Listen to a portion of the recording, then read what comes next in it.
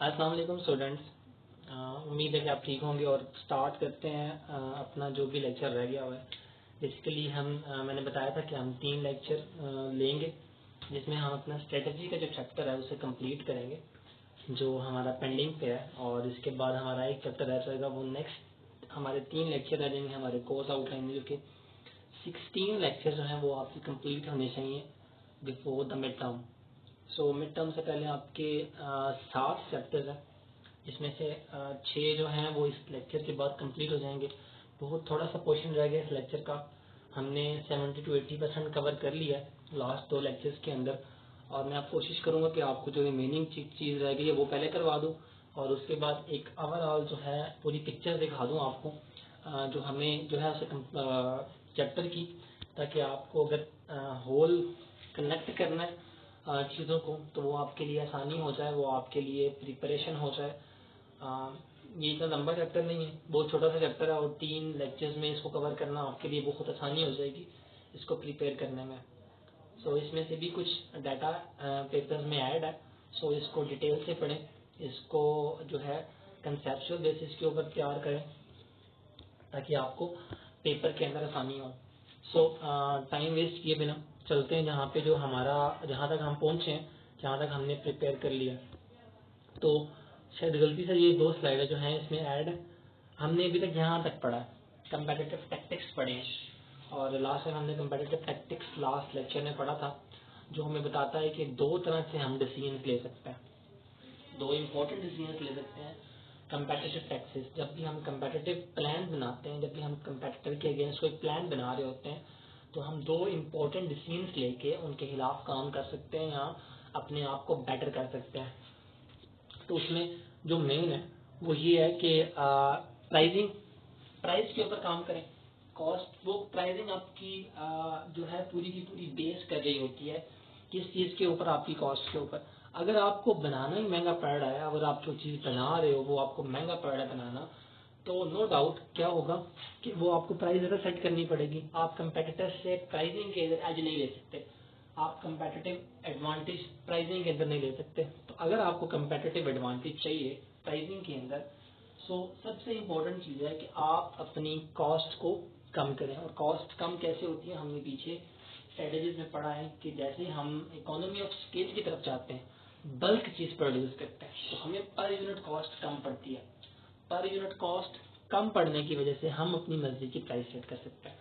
इसके बाद product decision, हमें थॉरोली इवेल्युएट करना होता है, एनालाइज करना होता है अपने कंपेटिटर की प्रोडक्ट को, देखना होता है कि वो क्या जो है प्रोडक्ट के अंदर क्वालिटी मैटर क्या है, उनकी क्या क्वालिटी दे रहे हैं, क्या पैकेजिंग दे रहे हैं, और ये सारा कुछ जो है वो देखना पड़ता है। और हम किस तरह से उनको टैकल कर सकते हैं, किस तरह से उन्हें कम्पीट कर सकते हैं इन दी फॉर्म ऑफ प्रोडक्ट। तो हमें जितने भी प्रोडक्ट से डिसीजन लेने होते हैं उसे हम टेक्निकल प्रोडक्ट डिसीजन कहते हैं। तो कंपेटिटिव टैक्टिक्स के अंदर 2 इंपॉर्टेंट चीज़ें हमने यहाँ पर डिस्कस की हैं। एक तो है आपकी प्राइसिंग डिसीजन, जो आपकी प्राइस आपके कंपेटिटर से अगर बेटर है, कम है, अच्छी क्वालिटी है, तो आपको वो एक एज देता है कंपेटिटिव के अगेंस्ट, कंपेटिटर्स के अगेंस्ट। तो यहाँ तक हमने बेसिकली पढ़ा था, यहाँ तक हम पढ़ चुके हैं। अभी हमें जो मेन है वो हमें आगे देखना है। आगे जो 3-4 स्लाइड्स ही हैं मेरे बेसिकली जो आपको देखनी है, क्लियर करनी है। तो यहाँ पे आपको मेन चीज़ नज़र आ रही है कि corporate level strategy. Corporate level strategy के अंदर क्या होता है, ये बड़े लेवल की स्ट्रेटजी होती है, मतलब कि यहाँ पे इन्वेस्टमेंट जो है वो की जाती है, हायर लेवल मैनेजमेंट जो आपकी होती है, जो हम कॉर्पोरेट लेवल को बात कर चुके हैं पहले ही हम एक दफ़ा कि क्या होता है। Strategy concern with deciding which industry a firm should compete in and how to firm should enter a aggregate industry. हम पहले भी कॉर्पोरेट लेवल स्ट्रेटजीज पे या कॉर्पोरेट लेवल के ऊपर बात कर चुके हैं प्रीवियस लेक्चर्स के अंदर, जिसमें ये बताया जाता है कि ये वो मैनेजमेंट होती है जो कि हायर लेवल के ऊपर होती है, जो कि आपके सीईओ या इस तरह की मैनेजमेंट होती है, और इससे ब्रॉड डिसीजंस करती है। ये कोई छोटे डिसीजंस नहीं कर रही होती है, इसने कोई छोटा मोटा डिसीजन नहीं करना होता।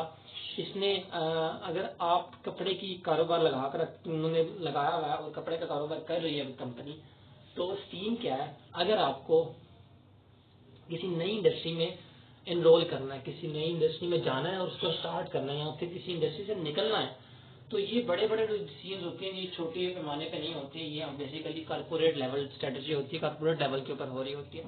वो यहाँ पे बता रहे हैं स्ट्रेटजी कंसर्न विद डिसाइडिंग, ऐसी स्ट्रेटजी जिसमें डिसाइड किया जाता है which industry of a firm should compete, कि हम कौन सी इंडस्ट्री में जाएंगे, कम्पीट करेंगे, compete in, and how to firm should enter और एग्जिट इंडस्ट्रीज, और हमें किस तरह से किसी भी पर्टिकुलर इंडस्ट्री में से निकलना है। तो ये जो चीजें हैं ये बड़े लेवल के ऊपर जो चीजें होती हैं वो कॉर्पोरेट लेवल स्ट्रेटजीज होती हैं, जो कि कौन बनाता है, कॉर्पोरेट लेवल की जो मैनेजमेंट होती है वो बनाती है। इसमें एक इंपॉर्टेंट चीज उन्होंने बताई है, focus on single business. Basically इसको करना क्या होता है कॉर्पोरेट लेवल स्ट्रेटजी के अंदर, क्योंकि मेन डिसीजन है, इंपॉर्टेंट डिसीजन है, बहुत बड़ा डिसीजन है, तो उनको एक ही दफा जो क्लियर करना होता है कि हम किस बिजनेस में जा रहे हैं। मोबाइल्स की बिजनेस को हम स्टार्ट करेंगे, हम टेक्सटाइल कपड़े के बिजनेस को स्टार्ट करेंगे, या हम ग्रॉसरी आइटम खाने से रिलेटेड कोई बेकरी वगैरह की तरफ जाएंगे, या फिर हम बेकरी खोलेंगे या उसके आउटलेट्स बनाएंगे। सो ये ब्रॉडर डिसीजन होता है, ये इंपॉर्टेंट डिसीजन होता है। बेसिकली हमें किस इंडस्ट्री को टच करना है, बेसिकली हमें किस इंडस्ट्री को जाके कम्पीट स्टार्ट करना है उसके अंदर बिजनेस, और सब कुछ डिक्लेयर किया जाता है, सब कुछ बताया जाता है कि हम किस तरह से एंटर करेंगे, किस तरह से हम उससे बाहर निकलेंगे, ईच एंड एवरीथिंग पर। लेकिन यहाँ पे वो कह रहे हैं कि आपको सबसे इम्पोर्टेंट जो चीज़ होती है वो ये होती है कि आपको एक सिंगल बिजनेस के अंदर फोकस करना होता है, जो कि कपड़े से रिलेटेड हो सकता है, किसी चीज़ से भी रिलेटेड हो सकता है। एक चीज़ होती है कि आपको एक बिजनेस डिक्लेयर करना है कि ये बिजनेस करेंगे, दैट्स इट, हम किसी और बिजनेस की तरफ नहीं जाएंगे। After that vertical integration, moving upstreams into business, the supply input firms core businesses are downstream into, downstream का मतलब है कि ऊपर से नीचे। एक चीज होती है कि डिसीजन जो है वो ऊपर से नीचे आते हैं, मतलब कि कॉर्पोरेट लेवल डिसीजन करती है और वो अपने सारे डिसीजंस को क्या करती है, वो बताती है अपने लोअर लेवल मैनेजमेंट को, into business that use of output of firms core businesses। सो इसमें वर्टिकल इंटीग्रेशन का मतलब क्या है कि दो तरह से इंटीग्रेशन होती है। यहाँ तो अगर कोई कंप्लेन होती है, आपको ये पता है कि अगर कोई छोटे लेवल का जो है कैशियर है, कैशियर पहले सबसे पहले क्या करता है, अपने मैनेजर को कंप्लेन करता है अगर उसे कोई भी प्रॉब्लम होती है, तो वो मैनेजर जो है उसकी कंप्लेन, उसकी ईमेल जो है पहले खुद रिजॉल्व करने की कोशिश करता है, क्योंकि वो पूरी फिलॉसफी फॉलो कर रहे होते हैं। तो एक इंटीग्रेशन होती है वर्टिकली जो ऊपर से नीचे और नीचे से ऊपर जाती है। सो किया क्या जाता है कि वो अपनी जो भी उसे प्रॉब्लम होती है वो उसको इनपुट करता है मैनेजर की तरफ, मैनेजर रिजॉल्व कर पाए उससे खुद तो वो रिजॉल्व कर देता है, अगर वो ना कर पाए तो वो एचआर जो उससे ऊपर होता है उसको वो फॉरवर्ड कर देता है, और अगर एचआर से भी बात जो है वो आगे हो तो वो एचआर उसको कॉर्पोरेट लेवल या हायर अथॉरिटी के पास रिकमेंड कर देता है। तो ये एक पूरी चेन फॉलो की जाती है। सो ये यहाँ तो एक डिसीजन लेना है, तो डिसीजन ये कॉर्पोरेट लेवल स्ट्रेटेजी पे आता है, मतलब कॉर्पोरेट लेवल के जो मैनेजर्स हैं उन्होंने डिसीजन लेना। पहले के डिसीजन है किसके बारे में, एक कैशियर के बारे में। सो कुछ डिसीजन ऐसे होते हैं कि नीचे से बात ऊपर जाती है, तो देन वो उसको रिजॉल्व किया जाता है। इसी तरह से अब जो दो तरह की होती है, उन्होंने बताया कि एक तो होती है डाउन स्ट्रीम, एक होती है अपस्ट्रीम। अपस्ट्रीम मतलब नीचे से ऊपर की तरफ सारा कुछ होता है, और उसके बाद डाउन स्ट्रीम का मतलब है कि नीचे ऊपर से नीचे की तरफ, मतलब कोई कॉर्पोरेट लेवल को डिसीजन ले लेती है, फोकस कर लेती है, बिजनेस स्टार्ट करने की तरफ जा रहे हैं, तो वो इसको फाइनलाइज कर देते हैं और अपनी पूरी ऑर्गेनाइजेशन के साथ उसको डिस्कस करते हैं, बताते हैं कि ये हम करने जा रहे हैं। आफ्टर दैट नेक्स्ट स्लाइड के अंदर उन्होंने बहुत अच्छी डायग्राम बनाई है। इस डायग्राम में बताया जा रहा है कि operation strategy and corporate level के ऊपर सबसे पहले क्या होता है कि फिट आप सोचना पड़ता है आपको कि आपने बेसिकली किस इंडस्ट्री में जाना है और वो किस तरह से इंडस्ट्री आपके लिए फिट होती है। जैसे राइट साइड पे आप बड़ा सा रेक्टेंगुलर बॉक्स देख रहे हो जहाँ पे इंडस्ट्री कंडीशन लिखी हुई है। सो ऑपरेशन ऑपरेशन स्ट्रेटजी बनाई जाती है जो कि सपोर्ट कर होती है बिजनेस लेवल स्ट्रेटजी को। बिजनेस बेसिकली ऊपर जो डिसीजन किया जाता है और डिसीजन करने के बाद वो बता देते हैं कि हम इस पर्टिकुलर इंडस्ट्री के अंदर टेक्सटाइल में जो है या फिर इसमें ऑटोमोटिव के अंदर, गाड़ियों के अंदर या किसी भी इस तरह की इंडस्ट्री में जा रहे हैं, और वो सपोर्ट करनी चाहिए किसको, आपकी बिजनेस लेवल स्ट्रेटजी को, और वो फिट बैठनी चाहिए आपकी किसी भी पर्टिकुलर इंडस्ट्री की कंडीशंस के अंदर। तो ये पूरी एक हायरार्की होती है काम करने की, पूरी बताया जाता है कि स्ट्रक्चर क्या होगा, बेसिकली वो स्ट्रेटजी किस तरह से काम करेगी एंड आफ्टर उसको कैसे लेके चलेंगे। तो यहाँ पे सबसे पहला बॉक्स जो आपको लेफ्ट साइड पे नजर आ रहा है ऊपर, वो बता रहा है कि कॉर्पोरेट लेवल की जो स्ट्रेटजी होती है वो सपोर्ट करती है दो चीज़ों को। एक इंटरनल ऑर्गेनाइजेशन हायरार्की को, जो भी उनका स्ट्रक्चर होता है वो सबसे कम्युनिकेट करते हैं, बात करते हैं, क्लियर करते हैं, उसके बाद सबको बताते हैं कि हम यहाँ जा रहे हैं। उसके बाद वो सपोर्ट करनी चाहिए कि इसको आपकी बिजनेस लेवल स्ट्रेटजी को, आपकी बिजनेस की लेवल स्ट्रेटजी बनती है उसको सपोर्ट करनी चाहिए। सो ये घुमा फिर आके आपकी बिजनेस लेवल स्ट्रेटजी को कौन सपोर्ट कर रहा होता है? आपका इंटरनल स्ट्रक्चर ऑफ ऑर्गेनाइजेशन और आपकी ऑपरेशन स्ट्रेटजी। सो इसके बाद आपने किसी भी पर्टिकुलर इंडस्ट्री में फिट होना होता है और वो आपकी डिपेंड करेगा कि आपकी बिजनेस स्ट्रेटजी कितनी स्ट्रांग है, कि आप वहां पे कितना अच्छा फिट हो सकते हैं। आफ्टर दैट हम देख रहे हैं कि डाइवर्सिफिकेशन क्या होता है। डाइवर्सिफिकेशन का मतलब होता है कि आपके किस तरह से basically entry into a new business areas. आप एक बिजनेस में एंटर हो रहे हो, इसको डाइवर्सिफिकेशन कहते हैं। डाइवर्सिफिकेशन का मतलब होता है कि हमने बेसिकली एंटर किस तरह से होना है। एक होता है रिलेटेड और एक होता है अनरिलेटेड। डाइवर्सिफिकेशन का तो मीनिंग उन्होंने आसानी से बता दिया आपको कि entry into a new business areas. So अब वो कह रहे हैं diversification to a business related to a existing business. अब एक बिजनेस है वो ऑलरेडी चल रहा है, मतलब कोई जो है कोक वगैरह या पेप्सी वगैरह इस चीज को बॉटल्स बना रहे हैं, तो आप भी बॉटल बनाना शुरू कर देते हो तो उसको हम रिलेटेड कहते हैं, of an enterprise by distinct similarities. ठीक है, कि मोस्टली जो चीजें हैं वो आपसे मैच कर रही होती हैं। अब आप एक पर्टिकुलर इंडस्ट्री में एंटर हो रहे हो, ठीक है, आप खाने पीने की चीजें में जा रहे हो, आप ग्रोसरी में जा रहे हो, तो ग्रोसरी में भी आप पर्टिकुलर प्रोडक्ट को टारगेट करते हो जो कि पीने से रिलेटेड है, जो कि 1.5 लीटर की जो बॉटल है उसको आप कर रहे हो, टारगेट कर रहे हो। तो ये दो तरह से हो सकता है। या तो आप देखो आप एक होता है डायरेक्ट कंपटीशन, एक होता है इनडायरेक्ट कंपटीशन। इसको हम यहाँ पे भी रिलेटेड और अनरिलेटेड के अंदर कंसेप्ट में समझते हैं। रिलेटेड डाइवर्सिफिकेशन होती है कि मतलब हम जिसके साथ बिजनेस कर रहे हैं, जो हम चला रहे हैं, तो हम भी बॉटल बनाएंगे 1.5 लीटर की बॉटल, उसमें भी इतना ही मटेरियल होगा सारा कुछ, तो वो हो गया आपका रिलेटेड डाइवर्सिफिकेशन। डायरेक्टली आप उसको चेन को फॉलो करते हैं।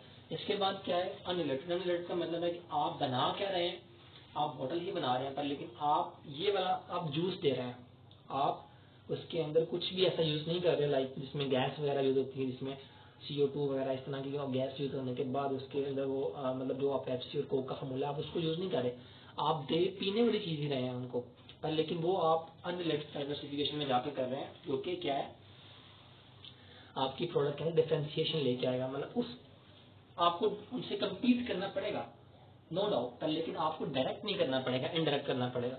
सो डाइवर्सिफिकेशन करते हुए हम दो तरह की चीजें मद्देनजर रखते हैं। जब भी हम किसी न्यू बिजनेस एरिया के अंदर एंटर होते हैं तो हम उसके अंदर जो है दो चीजों को अपने दिमाग में रखते हैं हमेशा। वो क्या होती हैं? वो ये होती हैं, या तो हमें डाइवर्सिफिकेशन करनी है, और डाइवर्सिफिकेशन हम दो तरह से कर सकते हैं।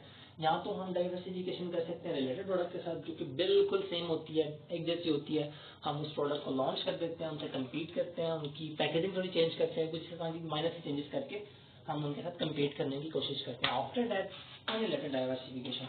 अनरिलेटेड के अंदर क्या होता है कि आप बेसिकली खाने पीने की चीजें, जूस भी और वाटर भी, जो इसमें CO2 है, लेकिन जूस के अंदर एक अलग से फार्मूला होता है, उसको स्ट्रक्चर उसका डिफरेंट होता है बनाने का। तो आप क्या करते हो कि मैं अनरिलेटेड डाइवर्सिफिकेशन की तरफ जाऊंगा, जिसमें मैं क्या करूंगा कि मैं जूस बनाऊंगा और उनको कम्पीट करूंगा, तो उसमें आपके चांसेस इनसे लड़ने के कम हो जाते हैं। अगर डायरेक्ट कंपटीशन करोगे तो वो प्रॉब्लम होती है आपको प्राइसिंग के अंदर, प्रोडक्ट को डिफरेंशिएट करने के अंदर एंड ऑल दैट, ये चीजें फेस करना पड़ती है। इंस्टेड ऑफ अगर आप अनरिलेटेड डाइवर्सिफिकेशन की तरफ जाते हो तो उसमें आपको इतना ज्यादा कम्पीट नहीं करना पड़ता। So economics scope, economy of scope, आप बार बार वो बात कर रहे हैं कि इकोनॉमी ऑफ स्कोप आपको किस चीज के अंदर हेल्प करता है। Economy of scope last slide है बेसिकली हमारी। इकोनॉमी ऑफ स्कोप आपको इस चीज में हेल्प करता है कि आप अपने बिजनेस के अंदर cost reduction associate with sharing, बार बार ये चीज रिपीट हो रही है इकोनॉमी ऑफ स्कोप की, कि आपको कॉस्ट कम करनी होती है। और कॉस्ट कम सिर्फ एक ही तरह से होती है जब आप बल्क में देते हो। तो ये कॉन्सेप्ट मुझे बताने की जरूरत नहीं है, बार बार हर लेक्चर में ये एक्सप्लेन किया गया, आपको बताया गया। होप्स हो कि आप इतना स्ट्रॉन्ग आपका ये कॉन्सेप्ट हो गया होगा कि आपको ये समझ आ जाती है कि इकोनॉमी ऑफ स्कोप कहीं भी वर्ड आता है तो आप उसको बयान कर पाए, बता पाए कि बेसिकली ये होता क्या। Last one is that internal governance skills, the ability of senior managers. अब आपकी जो एक मैंने को हम डिफरेंट लेवल्स को बात कर चुके हैं, डिफरेंट लेवल्स के ऊपर ऑर्गेनाइजेशन के मैनेजर्स के ऊपर बात कर चुके हैं। तो सीनियर लेवल को यहाँ डिस्कस कर रहे हैं, इनको गवर्नेंस स्किल्स भी कहते हैं। उनके अंदर स्किल्स इसलिए ज़्यादा होते हैं क्योंकि उनका 10 से 15 साल का एक्सपीरियंस होता है, वो मार्केट में काम कर चुके हुए होते हैं, इसलिए उनको उनकी एबिलिटीज ज़्यादा होती हैं, उनकी स्किल सेट ज़्यादा होता है, जो कि आपकी कंपनी को हेल्प करता है to boost your sale, to boost the economic growth and all that. So the ability of senior managers to elicit high level of performance. So इन्होंने डिसीजन लेने होते हैं जो बहुत इंपॉर्टेंट डिसीजन होते हैं, इनमें से ही कुछ डिसीजन दिलवाए जाते हैं फ्रॉम द कंस्टिट्यूट्स बिजनेस और द डाइवर्सिफाइड एंटरप्राइज। आपको एक जैसे बिजनेस के अंदर जाना है तो किस तरह से डिफरेंशिएट होकर जाना है, ठीक है। ये स्किल आपकी बताएगी, ये आपकी गवर्नेंस जो आपकी इंटरनल स्ट्रक्चर है वो ये स्ट्रेटेजी बनाएगी कि अगर हम direct bottle to bottle compete करने जा रहे हैं, अगर हम वही चीज़ बना रहे हैं जो कि रिलेटेड है, तो हमें किस तरह से किस स्ट्रेटेजी को गेन करते हुए प्राइसिंग, प्रोडक्ट डिफरेंशिएशन, किस तरह से हम उनको टारगेट कर सकते हैं, ये आपको बताता है आपका इंटरनल गवर्नेंस स्किल्स। ये आपको, या फिर अगर आप डाइवर्सिफाई कर रहे हो या फिर आप अपने ऐसे बिजनेस में एंटर कर रहे हो जिसके अंदर क्या है, इसके अंदर चेंजेस हैं जो कि डायरेक्ट प्रोडक्ट को डील नहीं कर रहा, उस जैसी प्रोडक्ट ही बना रहे हैं, खाने पीने से रिलेटेड ही है। सो इसको हम कहते हैं कि आपकी जो इंटरनल गवर्नेंस स्किल्स है वो कैसे इसके ऊपर हावी होकर वो काम करती हैं और आपको एक एज दिलवाती है मार्केट कम्पेटिटिव का। इसके बाद इंटरनेशनल एक्सपेंशन, वही आपको बताएंगे कि इंटरनेशनल एक्सपेंशन का मतलब होता है कि ये बिजनेस एक प्रोसेस का नाम है बेसिकली। तो पहले आप एक कंट्री लेवल पे जाते हो, एक इंडस्ट्री में एंटर करते हो, उसके अंदर अपनी मोनोपोली क्रिएट करते हो, बहुत टाइम टेकिंग प्रोसेस होता है ये। जब आपकी कुछ प्रोडक्ट्स लग जाती है तो आप उसको एक्सपैंड करना शुरू करते हैं। वो एक्सपैंड किस लेवल पे करते हैं आप, वो बेसिकली आप एक्सपैंड करते हैं इंटरनेशनल लेवल के ऊपर। जब आपकी जो चीज़ बना रहे हो तो आप समझते हो कि मैंने अपने मुल्क के अंदर ये चीज़ जो है वो अच्छे से प्रोवाइड कर दी है और ये मेरे मुल्क में जो है वो हर तरह से प्रोवाइडेड हो चुकी हुई है। अब आपको क्या करना है, अब आपको इसको एक्सपैंड करना है। एक्सपैंड के सेंस में करना कि मैं इसको ऑल ओवर द वर्ल्ड लेके जाऊंगा, मैं इसको ऑल ओवर द वर्ल्ड जो है इसको डील करवाऊंगा, सेल करवाऊंगा, ताकि मेरे प्रॉफिट एंड ग्रोथ के अंदर एक्सपेंशन आए। सो टाइम अभी है तो मैं कोशिश करता हूँ कि आपको सारा का सारा दफ़ा रिपीट कर दूँ, क्योंकि नॉर्मली 20 to 30 मिनट्स का लेक्चर होता है, इसमें भी हमारे कुछ टाइम जो है मिनट्स पड़े हुए हैं। तो मैं कोशिश करता हूँ एक दफ़ा सारा जो है ना उसको सम अप करें, उसको लिंक करने की कोशिश करें, ताकि आपको जो कॉन्सेप्ट्स हैं वो जितने स्ट्रांग हो सकते हैं वो स्ट्रांग हो जाए। सो स्ट्रेटेजी क्या होती है? स्ट्रेटेजी बेसिकली प्लान होता है किसी भी ऑर्गेनाइजेशन के स्ट्रक्चर को, उसके गोल्स को अचीव करने के लिए जो प्लान बनाए जाते हैं, जो कि मैनेजर बेसिकली लेते हैं। मैनेजर्स ऐसे एक्शंस लें जो कि ऑर्गेनाइजेशन की गोल को अचीव करें, उसको स्ट्रेटेजी कहते हैं इन सिंपल वर्ड्स। उसके बाद स्ट्रेटेजी क्यों बनाई जाती है? स्ट्रेटेजी बनाई जाती है कुछ चीज़ों को रिक्वायर्ड होती हैं, कुछ चीज़ें हमें, जैसे सुपीरियर हमें परफॉर्मेंस इंक्रीज करनी है, हमें प्रॉफिटेबिलिटी को इंक्रीज करना, तो हमें स्ट्रेटेजी बनानी पड़ेगी।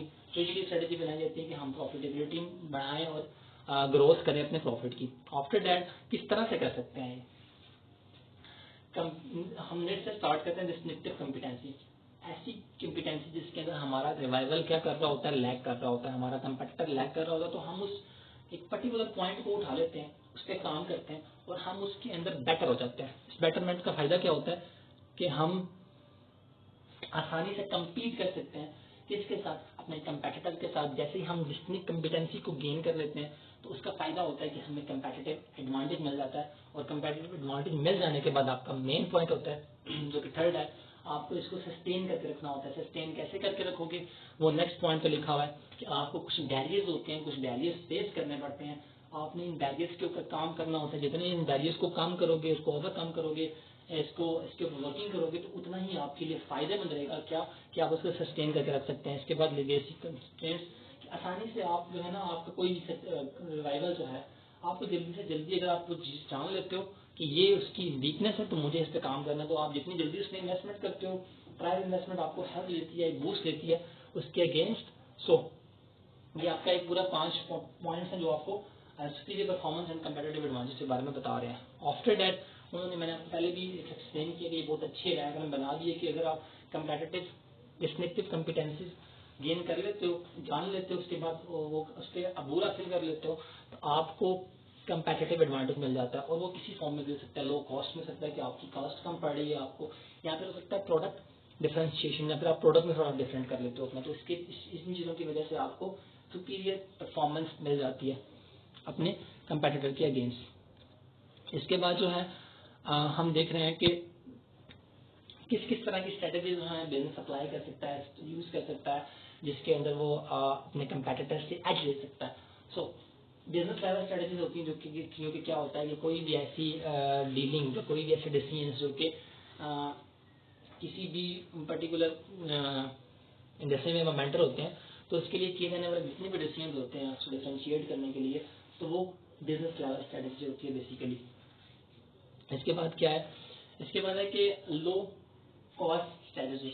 लो कॉस्ट स्ट्रेटजी में क्या होता है कि आप अपनी इससे बेटर है कि हम थर्ड वाला पॉइंट देखें, इकोनॉमी ऑफ स्केल क्या होता है। इकोनॉमी ऑफ स्केल का मतलब क्या होता है कि आप अपनी बल्क में चीज़ें बनाते हो, अपनी कॉस्ट को कम करते हो, तो इससे आपको लो कॉस्ट स्ट्रेटजी बनाने में हेल्प करता है। और जितनी लो स्ट्रेटजी कॉस्ट स्ट्रेटजी होगी उसका फायदा क्या होगा आपको, इसका फायदा आपको ये होगा कि आप आसानी से अपने कंपेटिटर के अगेंस्ट जो भी प्राइस लगाना चाहते हो वो लगा सकते हो। इसके बाद डिफरेंशिएशन स्ट्रेटजी कि आप किस तरह से कस्टमर को अपने कंपेटिटर के अगेंस्ट एक डिफरेंट चीज प्रोवाइड करते हो, एक बिल्कुल डिफरेंट चीज दिखाते हो जिससे वो आसानी से आपकी तरफ जो है अट्रैक्ट होता है और अट्रैक्ट होने की वजह से आपकी सेल ग्रोथ करती है। इसके बाद हमने देखा कि ये डायग्राम देखी थी कि किस तरह से अगर हम इकोनॉमी ऑफ स्केल गेन कर लेते हैं तो उससे हमें लो कॉस्ट पे मिल जाती है और उसके बाद लो प्राइस अपनी मर्जी से सेट कर सकते हैं, उससे हमारी डिमांड बढ़ जाती है और हमारी हाई प्रॉफिटेबिलिटी जो मिड में दिखाया गया वो मिल जाती है। इसके बाद क्या है, बिजनेस लेवल स्ट्रेटजी। तो एक और डायग्राम दिखाई गई है, उसी को बताया गया है, बेसिकली आपको एक्सप्लेन किया गया ताकि आपको विषय वाला चीज समझ आ जाए डिटेल से। इसके बाद क्या सेगमेंटेशन ऑफ मार्केट को बताया कि मार्केट को दो तरह से सेगमेंटेशन लाजमी होती है। या तो आप किसी एक पर्टिकुलर एरिया को डिसाइड करते हो कि हम यहाँ बिजनेस करेंगे, या तो आप क्या करते हो कि आप कहते हो कि मैं पूरे पाकिस्तान को टारगेट करना चाह रहा हूँ, तो वो भी एक तरह सेगमेंटेशन ही है पर लेकिन ब्रॉडर लेवल पे होती है। तो आपको सेगमेंटेशन करनी होती है जब भी आप स्ट्रेटेजी बनाते हो, तो उसके अंदर सेगमेंटेशन के बाद आपको आसानी ये होती है कि एक बड़े लेवल पे जाने के बजाय एक पर्टिकुलर एरिया को जब हम टारगेट कर लेते हैं, उससे हम गेन कर लेते हैं कुछ ना कुछ, तो हम उसके बाद जो है हम बड़े पैमाने पे उसको लेके जा सकते हैं, उसको डील कर सकते हैं। सो इसमें आपको हेल्प करती है इनोवेशन। जैसे आप प्रोडक्ट के अंदर इनोवेशन लेके आते हो, इसमें डिफरेंट डायग्राम्स दिखाई गई हैं, वो अगर आप रीड करना चाहो तो हमारी रीड कर सकते हो। मेन इंपॉर्टेंट डायग्राम ये है हमारे लिए जिसमें हम हमारी इंटरनल स्ट्रक्चर जो है हम उसके लिए बड़ा वर्क करते हैं, जो कि हमारी स्पोर्टिव एक्टिविटीज होती हैं। R&D को बहुत ध्यान से यानी कि बनाया जाता है, उसके ऊपर काम किया जाता है, उसमें बहुत पैसा लगाया जाता है। उसके बाद प्रोडक्शन के अंदर मैंने आपको बताया कि किस किस तरह के लोग रिक्वायर होने चाहिए। उसके बाद कैसे मार्केटिंग एंड सेल्स जो है वो आपको बूस्ट दे सकती है। जब तक आपका R&D and production department strong नहीं होगा तो marketing and sales department fail करता है। पीछे से आपको ठीक प्रोडक्ट मिलेगी, अच्छी प्रोडक्ट बनाएंगे R&D वाले, प्रोडक्शन वैसे ही करके देंगे प्रोडक्शन डिपार्टमेंट वाले, तो मार्केटिंग डिपार्टमेंट को लड़ने में आसानी होगी मार्केट के अंदर जाकर कि इस बेचने किस तरह से। तो हर एक की अपनी अपनी इंटरनल ऑर्गेनाइजेशन जो स्ट्रक्चर है वो सपोर्ट कर रहा होता है आपकी पूरे के पूरे प्लान को, पूरी की पूरी स्ट्रेटेजी को। और कस्टमर सर्विस आपने बात किस तरह से करनी होती है। इसके बाद आपकी कुछ प्राइमरी एक्टिविटीज होती हैं और कुछ सपोर्टिव एक्टिविटीज होती हैं। प्राइमरी एक्टिविटीज जो बनाई जाती हैं बड़े लेवल के, पास सपोर्टिव जो हेल्प कर रही होती है आगे जाने के लिए।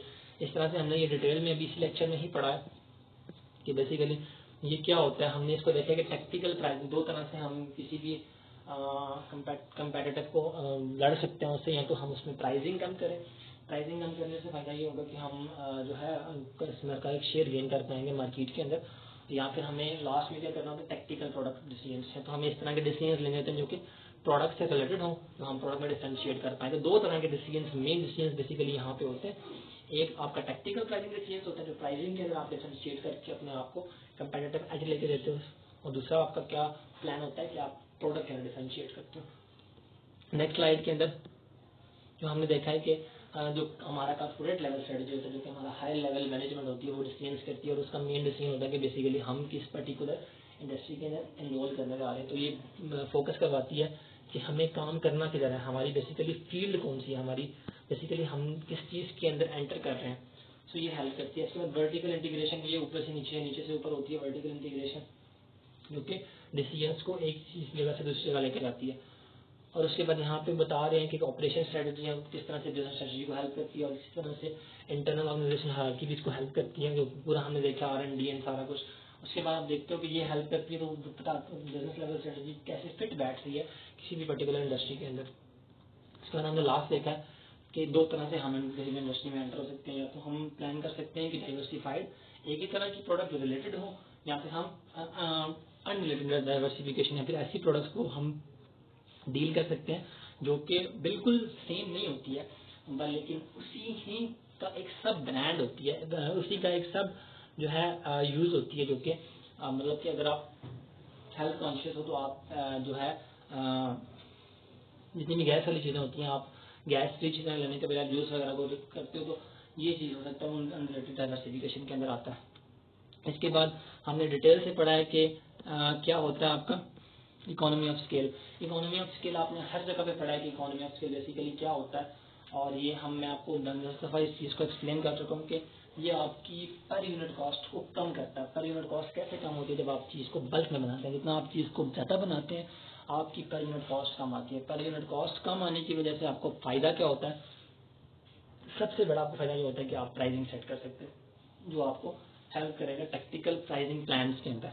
और उसके बाद आपका इंटरनल गवर्नेंस होती है। इंटरनल गवर्नेंस का मतलब है आपकी एक ऐसी मैनेजमेंट होती है जो कि स्किलफुल होती है, और वो सारा कुछ डन करने के बाद, प्लान कर लेने के बाद, स्ट्रेटेजी बना लेने के बाद क्या करना होता है, इसमें डिसाइड करना होता है कि अगर हम रिलेटेड डाइवर्सिफिकेशन की तरफ जा रहे हैं तो हमें किस तरह से डील करना पड़ेगा, और अगर हम अनरिलेटेड डाइवर्सिफिकेशन की तरफ जा रहे हैं तो हम किस तरह से कम्पीट कर सकते हैं, हम किस तरह से बेटर हो सकते हैं अपने जो रिवाइवल हैं जिनसे हमें कम्पीट करना है उनके साथ। इसी तरह से ये जब कर लेते हैं हम एक पर्टिकुलर इंडस्ट्री को, पर्टिकुलर एरिया को जब हम जो है गेन कर लेते हैं, बेटर हो जाते हैं, सेल बढ़ा लेते हैं, सो जब ये सारा कुछ हो जाता है तो हम अब बड़े पैमाने पे देख रहे थे, तो वो हमें हेल्प करता है इंटरनेशनल एक्सपेंशन, कि हम इसको एक्सपैंड करेंगे, इसको बढ़ाएंगे इंटरनेशनल लेवल के ऊपर, हम इसको लेकर जाएंगे ऑल ओवर द वर्ल्ड, क्योंकि हमने एक पर्टिकुलर इंडस्ट्री को टारगेट कर लिया, पाकिस्तान को टारगेट कर लिया, अब इसको 4-5 मुल्कों में लेके जाएंगे, इंटरनेशनल लेवल पे लेके जाएंगे।